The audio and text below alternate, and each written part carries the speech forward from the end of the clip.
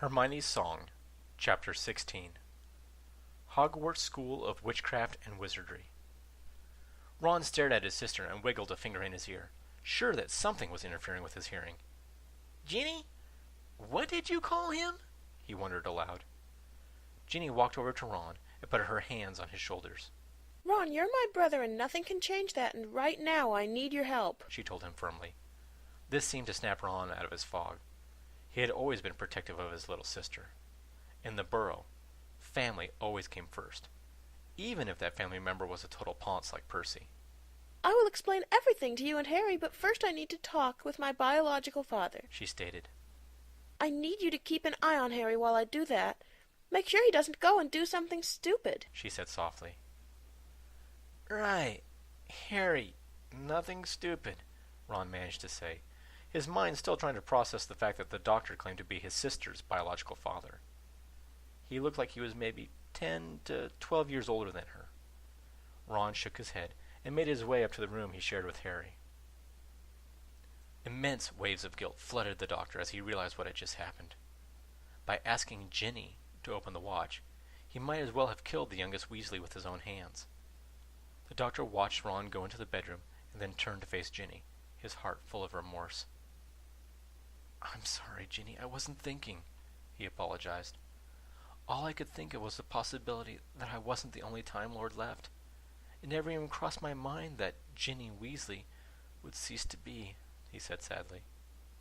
"Huh?" Ginny replied, totally perplexed. The doctor took in a deep breath before going on. "When a Time Lord uses a chameleon arch, a new person is created. That person ceases to be once we open our watch and become a Time Lord again," he tried to explain. "Trust me, I know. It happened to me once," he told her, remembering how John Smith had died to save Faringham. "Yeah, I suppose that could happen if you set the personality modulator to anything other than 0. If you set it to 0, all you end up losing is your memories, not who you really are," Ginny told him. It was the doctor's turn to look baffled. "You know, the little red dial on the right side of the helmet?" she prodded. Holding up her right hand, she turned it from side to side as she looked at it. "Being Ginny provided me with the childhood I never had. I feel more whole than I did before using that blasted arch," she let him know. "That's what that dial does?" the doctor inquired, stuck on what she had said earlier. "I always thought it was a decoration," he admitted. Ginny put her hand on her forehead and shook her head slowly. "Didn't you read the instruction manual?" she asked him. The doctor's sheepish grin told her the answer to that question. "The one thing I am surprised with is the fact that the daft machine turned me into a toddler," she said absently. The doctor rocked back on his heels as his mind raced to find a possible explanation. He needed more information to verify a theory he came up with. "How old were you when you used the arch?" he asked suddenly. "I had recently turned 10. Ginny replied. The doctor started pacing back and forth in front of the fireplace. "Of course, that makes perfect sense," he muttered. "Care to share the obvious with me?" Ginny prodded. The doctor stopped pacing and turned to face Ginny. "When you were born, you stepped out of the progenation machine, fully grown with everything a soldier needed to already know downloaded into your mind," he told her. "Yeah, I remember that part. I was there," Ginny reminded the doctor. "You might have stepped out looking like an adult, but your cellular clock started at 0, just like any other newborn," he explained. Ginny nodded as she followed his reasoning. "Okay, but why didn't the arch make me into a 10-year-old child?" she wondered. "It did," the doctor replied. "The arch must have read your cellular clocks and turned you into a human equivalent of a 10-year-old Time Lord. Whoosh, bang, you get a 1-year-old human child," he theorized.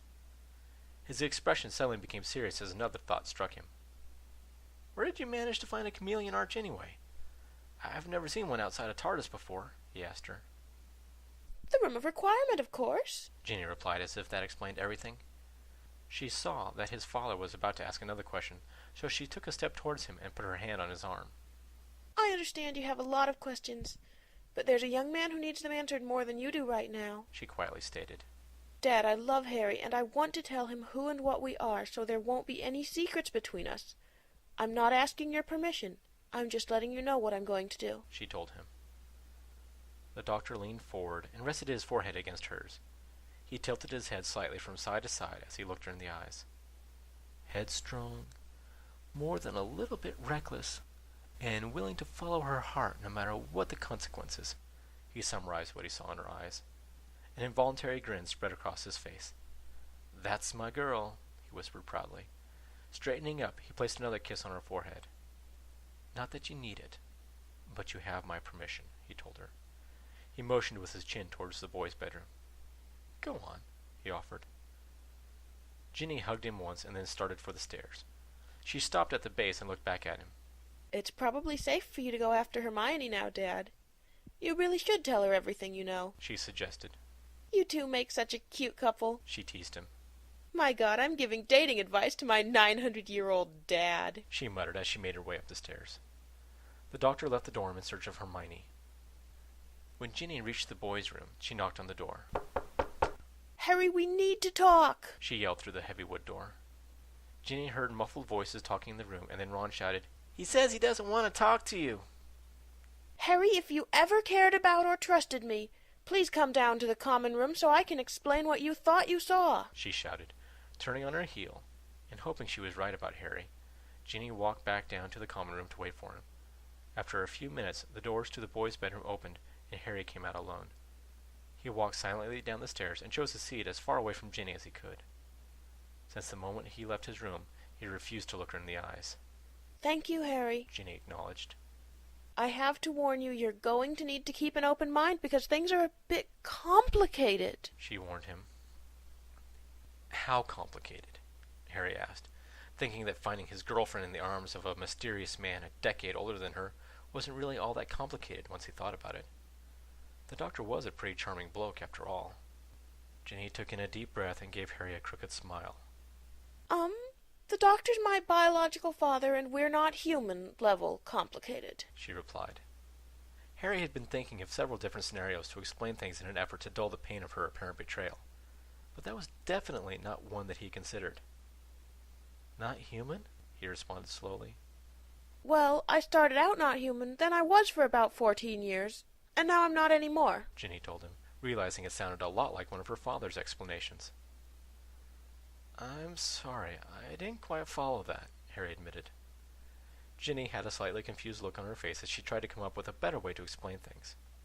Harry smiled despite himself when he saw it was the same expression he had seen several times when they were coming up with a new Quidditch play.